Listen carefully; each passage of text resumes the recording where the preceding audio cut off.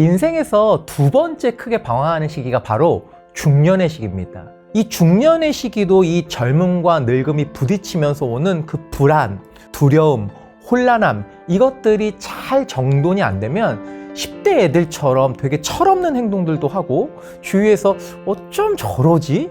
왜 이렇게 나이값을 못하지? 라는 그런 추한 행동들을 하게 되는 것입니다. 근데 우리가 알아야 될 건 이 중년의 시기가 그만큼 혼란스럽고 불안한 시기라는 것이에요.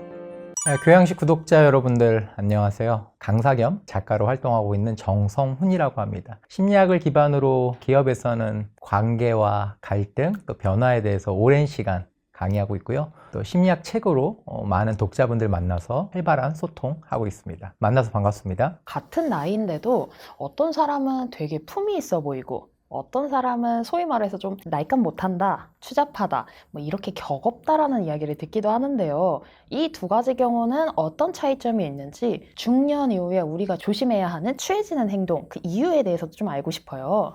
심리학에서 이 중년은 아주 흥미로운 나이대입니다. 중년에 대해서 우리가 좀 이해할 필요가 있는데요. 우선은 인생에서 사람이 아주 크게 방황하는 시기들이 몇 군데가 있습니다. 첫 번째는 질풍노도의 시기라고 불리는 이제 청소년기죠. 근데 사람이 왜 방황을 하게 되냐면 사람은 크게 두 가지 영역이 심리적으로 부딪힐 때 큰 방황을 하게 되는데 청소년은 소년에서 청년, 아이와 어른이 부딪히는 시점이기 때문에 아주 큰 내적인 방황이 있습니다. 근데 인생에서 두 번째 크게 방황하는 시기가 바로 중년의 시기입니다.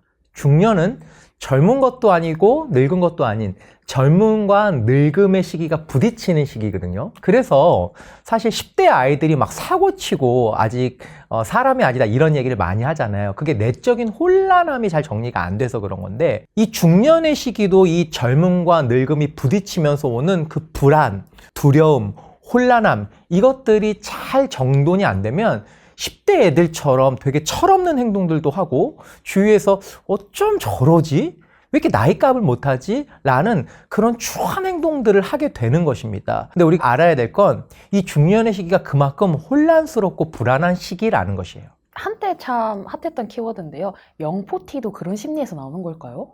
영포티는 쉽게 얘기하면 사실 영포티가 처음에는 나쁜 말이 아니었는데 지금 젊은 세대에서는 조금 조롱하는 듯한 표현으로 쓰이는데 부정적인 의미에서 영포티는 자신의 나이 들어감, 자신의 어떤 그런 현실을 잘 받아들이지 못하는, 그래서 지금의 나를 받아들이지 못하고 과거의 나에 머물러 있는 그것 때문에 아주 부자연스러운 행동, 또 몸에 맞지 않는 그런 옷차림이나 이런 것들이 나오는 것들, 그래서 현실을 받아들이는 힘이 있는 게 사실 중년들에겐 굉장히 중요한 부분입니다. 중년 하면은 우리가 제일 많이 들어본 말이죠. 아, 나 때는 과거 이야기 반복하시는 분들 참 많은데요. 이거는 왜 그런 거고 사실상 고칠 방법이 있을까요? 네. 사람마다 나 때는 말이야 라고 말하는 사람들의 특징이 뭐냐면 뭔가 왕년에 성공 경험이 있는 사람들이죠. 근데 그 성공 경험에 머물러 있는 게 굉장히 큰 문제인 것 같아요. 그러니까 지금은 많은 것들이 바뀌었고 그 성공 경험을 현재로 연결해야 되는데 그것이 없이 계속 과거에만 머물러 있는 것, 그게 그런 추하고 나 때는 말이야 이 말을 많이 하게 만드는 가장 대표적인 특징입니다. 그래서 그런 사람들의 특징이 훈계조의 말이 많아요. 그래서 훈계조의 말을 들으면 사람이 뭔가 그 말을 듣고 변화되고 싶은 것보다 반항하고 싶은 마음이 많이 생기거든요. 그래서 나 때는 말이야 이런 말 대신 요즘은 많이 방식이 달라졌는데 나 때 이런 경험이 지금은 또 이렇게 많이 바뀐 것 같아. 근데 이런 경험들도 한번 생각해보면 도움될 수 있는 부분이 있을 거야. 요 정도로 가볍게 과거의 이야기를 해주는 게 훨씬 더 지혜로운 것 같고요. 과거보단 현재의 모습을 반영해서 이야기하는 그런 화법이 훨씬 더 지금 시대의 중년들에겐 필요한 것 같습니다. 아, 예전에는 이렇게 됐었는데 지금은 먹힐까? 한번 생각해 볼래? 뭐 이렇게 얘기를 하는 거를 잘못 이해하시면 요즘 애들은 말이야가 될 수도 있을 것 같아요. 그거는 또 어떤 차이에서 오는 걸까요? 요즘 애들은 말이야 이런 표현 왜 쓸까요?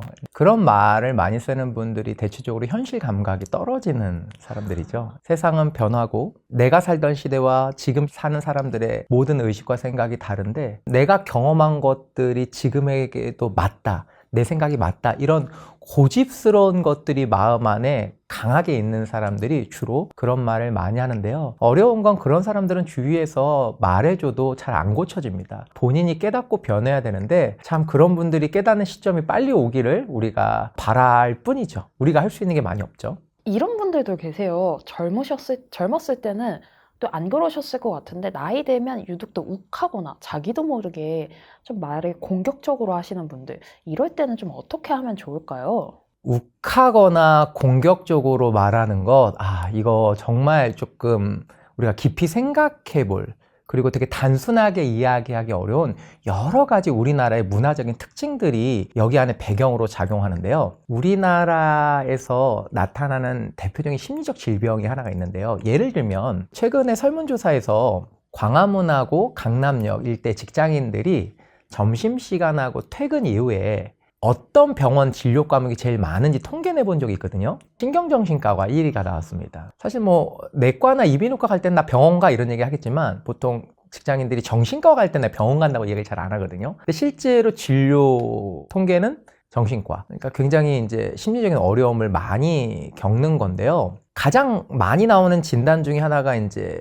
불안장애, 우울증 이런 것들인데 우울증은 마음의 감기라고 불릴 정도로 사실 뭐 대단한 건 아닙니다. 충분히 우리가 우울증 경험할 수 있죠. 그런데 우울증은 우리나라 사람만 있는 게 아니라 뭐 미국 사람, 뭐 유럽 사람, 아프리카 사람 다 있거든요. 그래서 영어로 된 병명이 있죠. 근데 재밌는 게 심리적인 질병 중에 전 세계로 공용되는 병명이 우리나라 말로 돼 있는 병명이 하나가 있습니다. 그거 혹시 뭔지 아세요? 전 세계로 통용되는 질병 이름이 화병. 화병의 설명이 어떻게 돼 있냐면 대한민국의 문화적인 특징. 그러면 화병은 가장 흔한 증상이 가슴이 뜨거워지는 거거든요.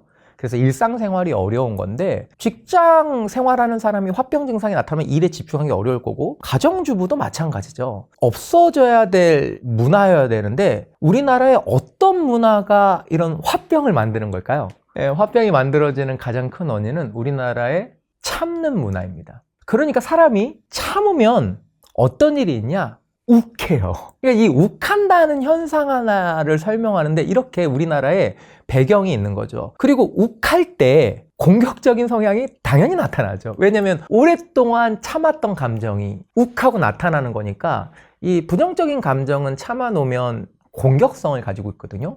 그러니까 오랫동안 참았으면 욱할 때 훨씬 더 강도가 높게, 또 다양한 감정을 참았으면 그것도 강도가 높게. 그래서 잘 참는 사람이 화나면 무섭습니다. 근데 이제 욱할 때 크게 두 가지가 있는데 밖으로 터지면 나보다 약한 사람을 공격하는 경우가 많고 너무너무 착해서 자기 안에서만 터지면 이 공격성이 본인을 향해서 자기 비난이라는 자신을 공격하는 형태로 드러납니다. 그래서 이 욱하는 것들, 공격적인 것들은 이런 우리나라의 문화적인 배경이 있는 것이죠. 사람은 이렇게 커뮤니케이션 스타일들이 굳어집니다. 굳어져요.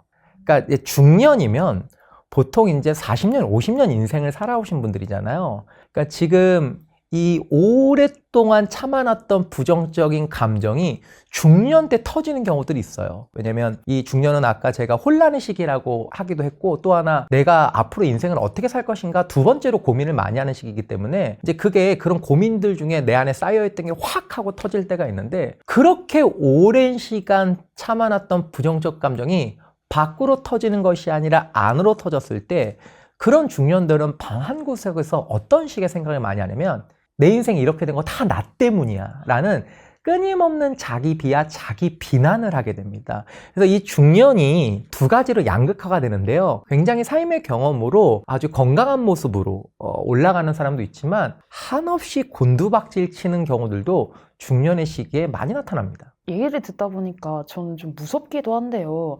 이럴 때 해결 방법 같은 거 좀 없을까요? 해결 방법이 있죠. 우선은 이 감정적인 문제들 그리고 자기를 비난하고 자기를 공격하는 이런 일들이 참는 문화 때문에 있다라고 말씀을 드렸잖아요. 그래서 참지 않는 것인데 그렇다고 아무데나 막 화내라는 것이 아니에요. 첫 번째, 자신이 느끼는 어떤 부정적인 감정, 화라든가 억울함이라든가 이런 감정들을 우선은 글로 표현해 보는 것 굉장히 효과적입니다. 이건 심리학적으로 다 검증이 된 것들인데요. 왜 화가 나는지, 내 안에 어떤 욕구들이 좌절돼서 나타나는 건지, 이런 감정이 과도할 땐 내가 어떤 행동들을 하면 내 감정이 좀 괜찮아질 것 같은지 글로만 써봐도 이 감정 조절에 도움이 굉장히 많이 되고요. 또 하나는 좀 내가 가장 편하고 믿는 사람에게 이 마음을 표현해 보는 것들도 아주 효과적입니다. 더 나아가 관계가 좀 힘든 분들은 걷는다든가 아니면 산책을 한다, 이렇게 몸을 움직여주는 것도 굉장히 감정을 잘 발산시키는 행동이고요. 그림을 그리거나 악기를 연주해 보는 것, 그리고 음악을 듣는 것, 이런 것들이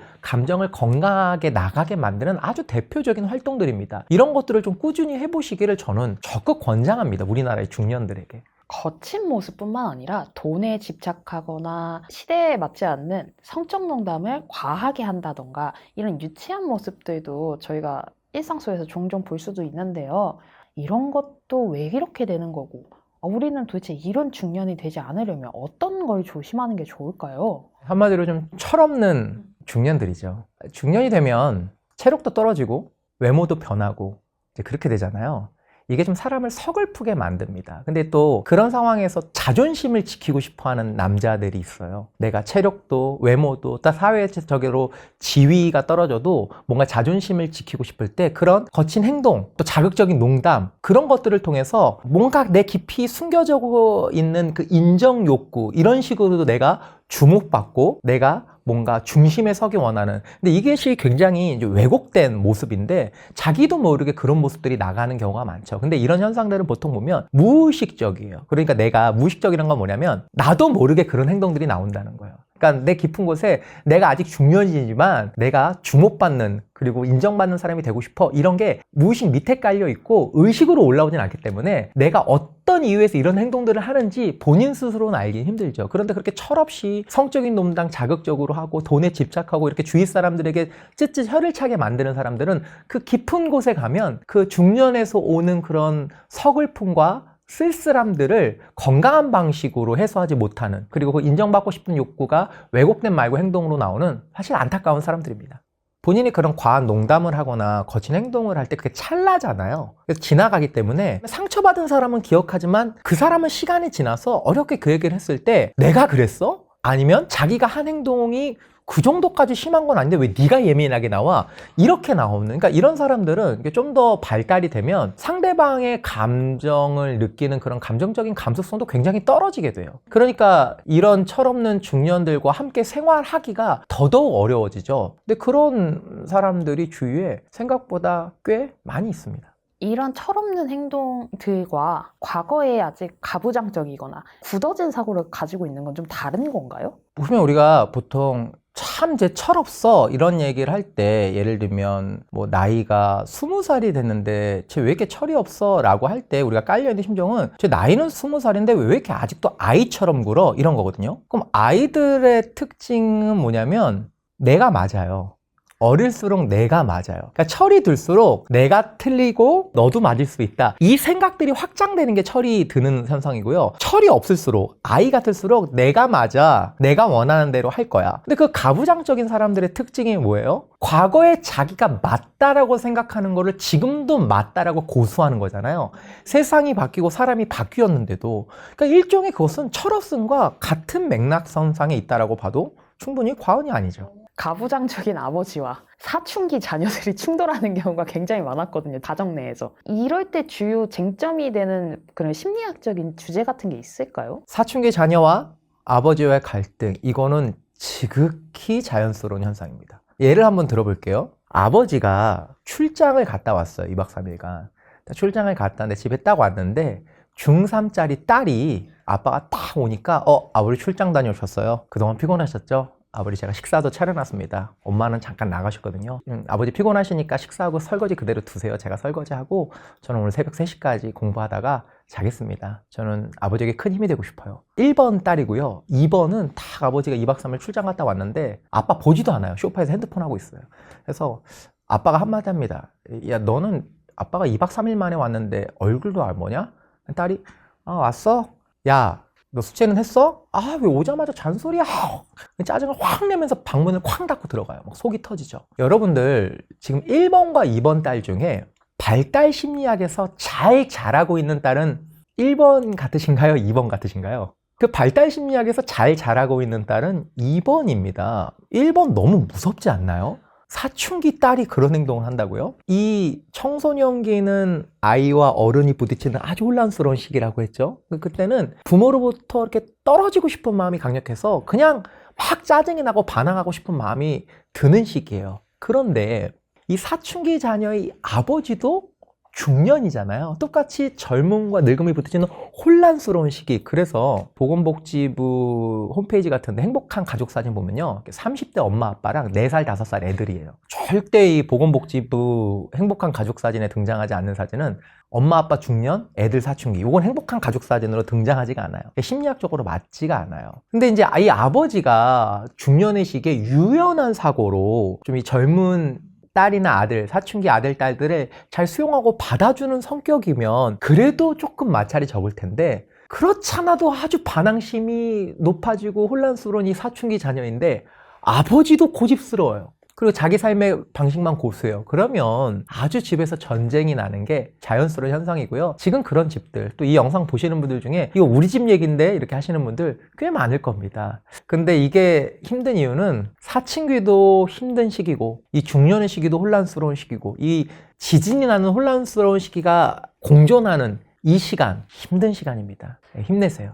나이가 들어서 추잡한 사람, 나이값 못하는 사람처럼 보이지 않으려면 어떤 태도를 좀 가지는 게 좋을까요? 에릭 에릭슨이라는 천재적인 발달 심리학자가 있습니다. 이 발달 심리학자는 태어나고 죽을 때까지 사람의 전생애를 연구해서 심리사회적 발달 이론이라는 아주 유명한 이론을 만들었는데요. 중년의 시기를 이야기하면서 강조한 것이 있어요. 이 중년의 시기가 굉장히 혼란스러운 시기인데, 이 혼란스러운 시기를 잘 극복하면 아주 사람을 잘 키워내는 역량, 이걸 생산성이라고 얘기했는데, 이 역량이 가장 뛰어나지는 시기라는 거예요. 그런데 이 중년의 시기를, 이 혼란스러움을 잘 다스리지 못하면 끝없는 자기 침체로 가는 대표적인 시기라는 거예요. 근데 이게 굉장히 강한 성격의 분들이 이 자기 침체로 빠질 때 이 자기에게 오는 이 공격이 다른 사람에게도 많이 가거든요. 그러니까 말도 공격적으로. 그리고 뭔가 추잡해지는 사람들의 특징이 뭔가요? 배려가 없잖아요. 그런데 사람이 혼란스럽고 자기가 힘들면 다른 사람을 잘 못 보거든요. 내가 너무 혼란스럽고 힘드니까. 그러니까 이 중년의 시기에 이 심리적인 갈등을 잘 다스리면 누군가를 키워내는 생산력이 뛰어난 사람이 되고,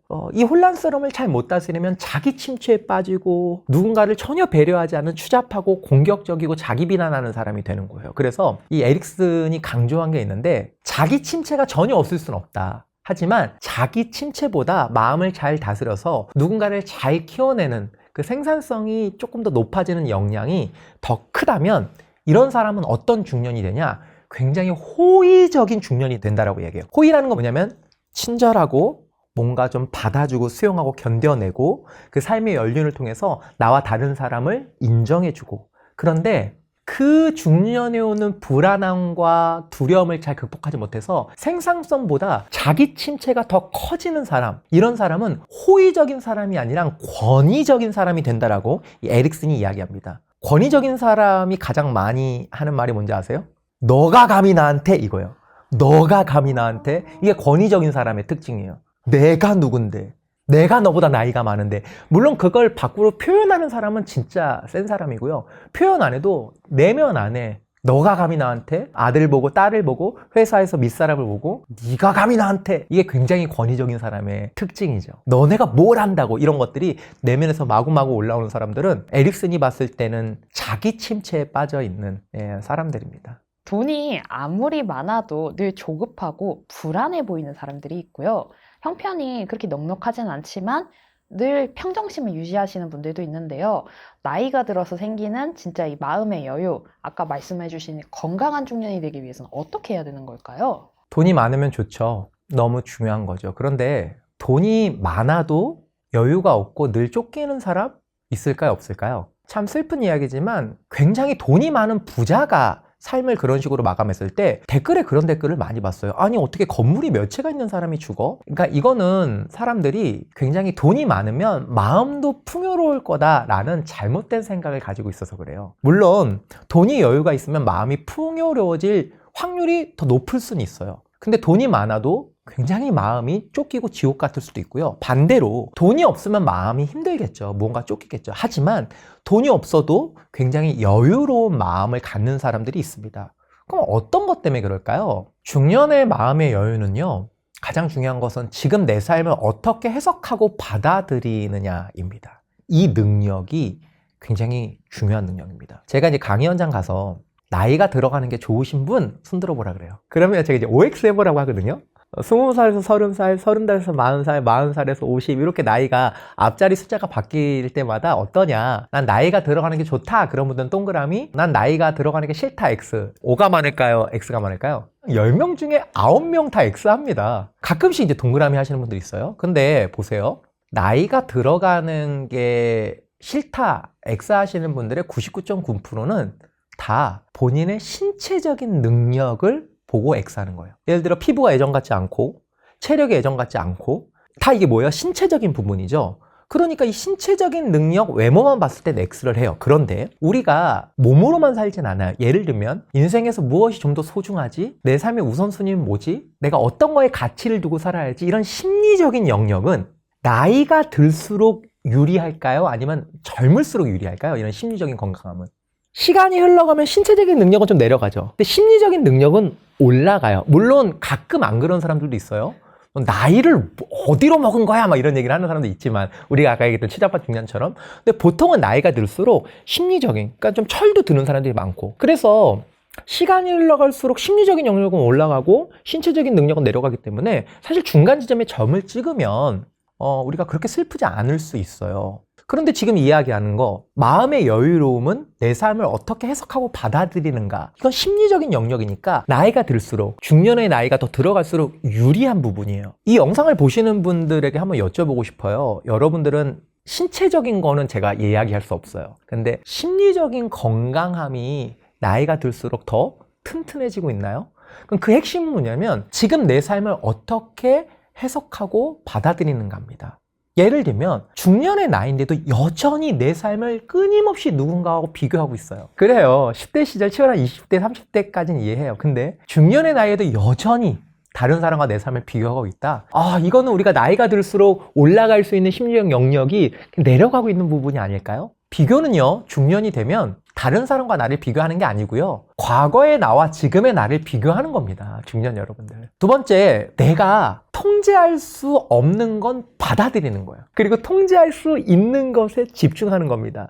그런데 심리적으로 성숙하지 못한 중년들이 통제할 수 없는 것에 매달리고 통제할 수 있는 것을 오히려 노력을 안 해버려요. 예를 들면 체력이 예전 같지 않아요. 그리고 좀 아픈 데가 많아. 그럼 빨리빨리 받아들이고 운동을 하거나 아니면 식단을 조절해야 되는데 그건 안 하고, 식단 조절이나 운동은 통제할 수 있는 거잖아요. 근데 그런 건 안 하면서 계속 왜 이렇게 몸이 아파? 왜 이렇게 몸이 예전 같지 않아? 이렇게 통제할 수 없는 그런 현실에 막 불만을 토로하는 사람들. 그래서 심리적인 건강함은 내 삶을 어떻게 해석하느냐. 그러니까 해석하느냐의 핵심은 이 비교가 남들과 나를 비교하느냐, 과거의 나와 지금의 나를 비교하느냐, 그리고 내가 지금 통제할 수 없는 것에 집중되어 있느냐, 통제할 수 있는 것에 집중되어 있느냐.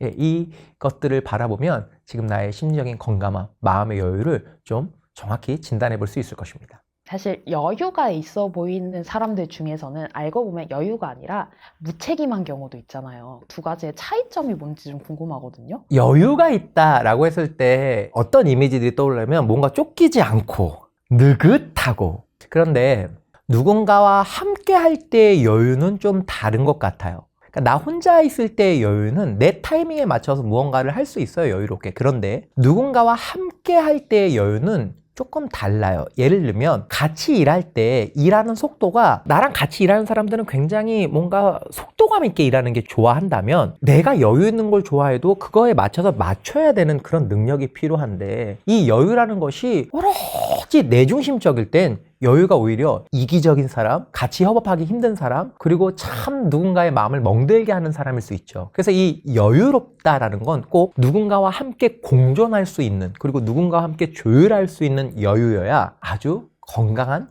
여유가 됩니다. 그래서 우리 구독자 여러분들 중에도 내가 여유 있다 하는 분들이 이 여유가 나에겐 좋은데 누군가에게 굉장히 큰 마음의 짐을 주는 여유라면 이거는 좀 곰곰이 생각해 보셔야 돼요. 우리가 이젠 그런 나이는 지났거든요. 나만 생각하는 나이는. 한번 생각해 보세요. 남한테는 착한데 그것 때문에 내가 희생해야 되는 경우들 있잖아요. 예를 들면 내 배우자가 너무 착해요, 밖에서. 근데 제가 뭐 음식이 잘못 나와서 직원한테 물어보려고 하면 너 진상이야, 하지 마 이러면서 타인의 희생으로 내가 착해지는 사람. 이런 사람들은 저희가 어떻게 해석을 해야 될까요? 착하다. 여러분들은 착하다라고 하면 어떤 이미지가 떠오르나요? 잘 웃고 누군가의 이야기를 잘 수용하고 크게 화내지 않고, 우리가 생각하는 보통 이미지의 착한 사람들은 주위 사람들이 좋아합니다. 왜냐면 나를 잘 맞춰주고 또 내 이야기 잘 들어주고. 그런데 그 착한 사람들이 본인 자신에게는 어떤 사람일까요? 여러분들 그런 식으로 착한 것들, 늘 다른 사람을 생각하고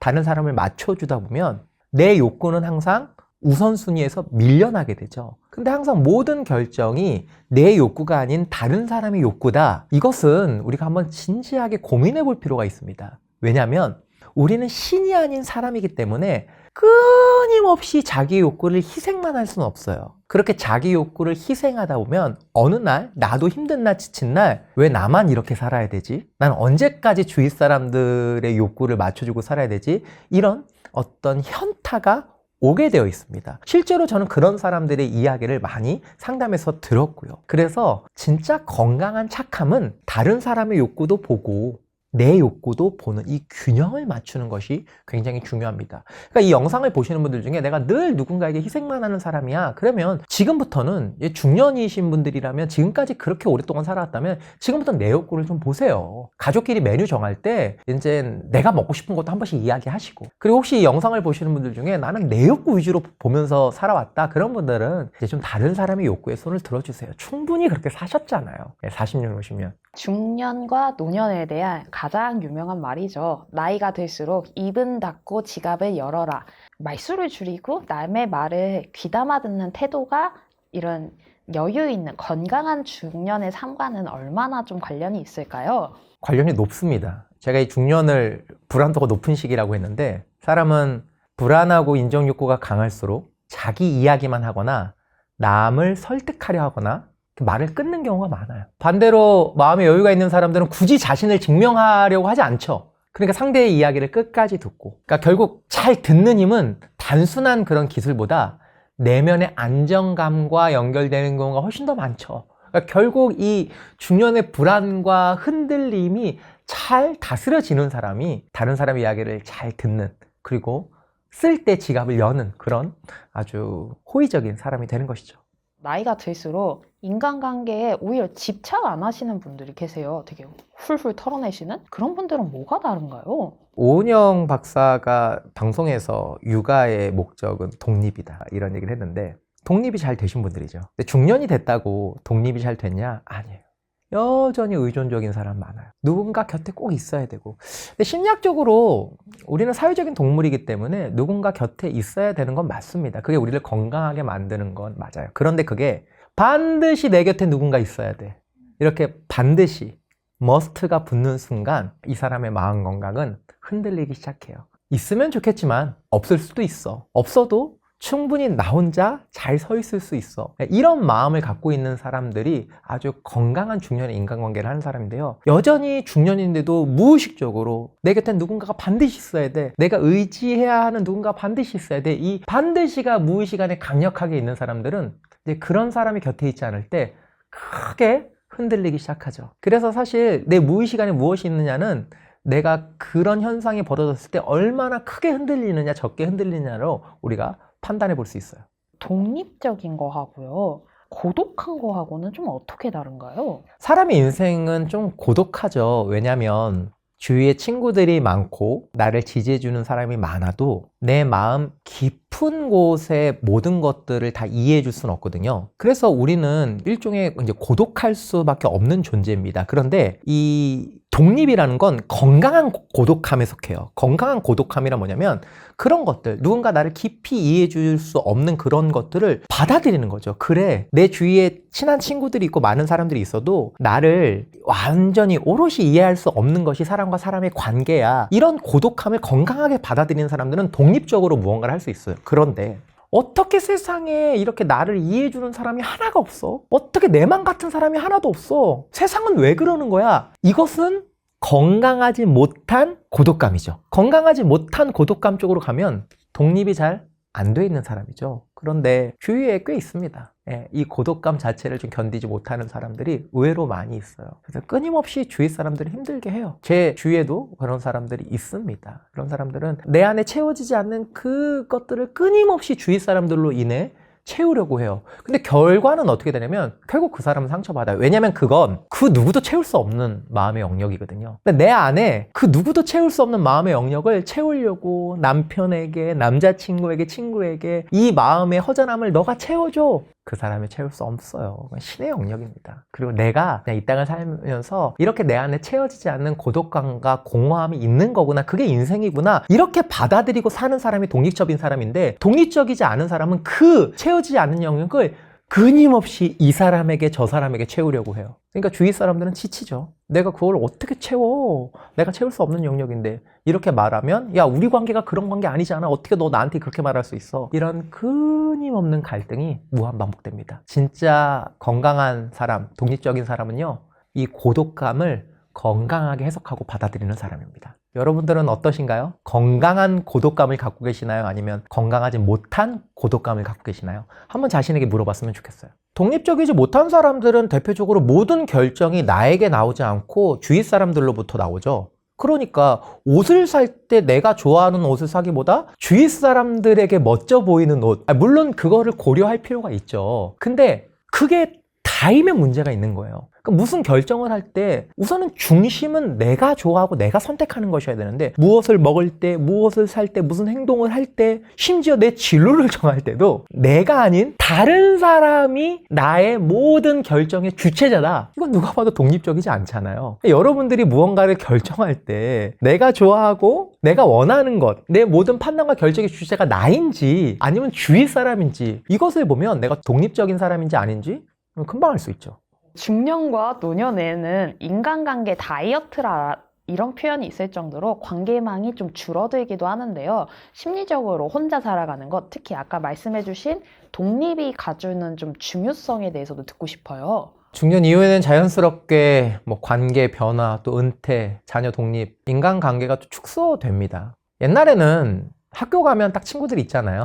매일 가고, 그리고 직장 생활하면 직장 가면 그 인간관계가 있고, 어떤 중년분들은 은퇴한 분들도 있고, 은퇴하지 않았어도 뭔가 그런 인간관계가 점점 축소되는 경험들을 할 겁니다. 제 아버님 세대만 해도 동창회, 재경 모임 이런 거 많은데 저만 해도 동창회가 거의 없거든요. 혹시 제 영상 보시는 분들 중에 저처럼 좀 젊은 중년에 해당되는 사람들은 그런 동창회 모임이 많이 줄어드는 것들을 경험할 거예요. 그러니까 점차 이제는 그런 많은 모임들보다 소수의 모임, 그리고 나 혼자로 살아가는 그런 시대가 온 것 같습니다. 옛날에 식당 가면 이렇게 개인석 많지 않았는데 지금은 그 개인석도 굉장히 많아졌고 거기에 젊은 친구들만 있지도 않아요. 또 중년에 많은 분들도 그 개인석에서 많이 먹게 되거든요. 그래서 그런 나이와 시대에 따라 달라지는 그런 이제 혼자 서야 되는 시간들이 많은 그런 시기임을 우리가 받아들이는 것이 굉장히 중요한 것 같습니다. 그래서 건강한 중년 또 건강한 노년은 사람 없이 사는 것이 아니라 혼자 있는 시간도 지나치게 불안하지 않은 상태, 그렇게 자기 자신의 삶을 받아들이면 훨씬 더 좋을 것 같습니다. 건강하고 품위 있게 나이 들기 위해서 가장 중요한 두 가지, 사랑과 일이다. 이런 말도 옛날부터 많이 들리는데요.